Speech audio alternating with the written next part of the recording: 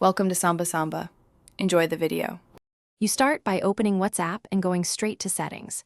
You need the app up to date and your phone unlock method available because you will reauthorize changes. Once done, tap Account, then Privacy, and look for Fingerprint Lock or Screen Lock. Make sure to keep your device nearby and unlocked when prompted. Otherwise, you will be bounced back to the home screen. This first step sets up the controls you will change next, so don't skip verification prompts. Now disable the fingerprint lock itself. Tap the fingerprint lock or screen lock option. You will be asked to authenticate with the registered fingerprint or fallback PIN. Do that immediately, then toggle the lock off.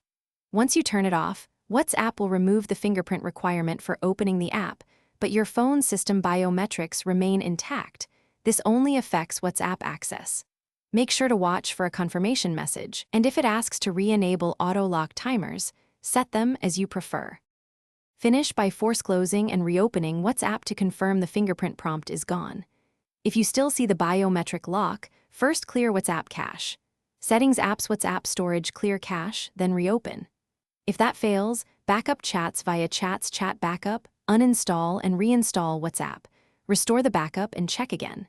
If problems persist, verify your phone's biometric manager hasn't enforced app-level restrictions. One troubleshooting tip: always backup chats before reinstalling to prevent data loss. Thanks for watching. Consider subscribing if we helped you.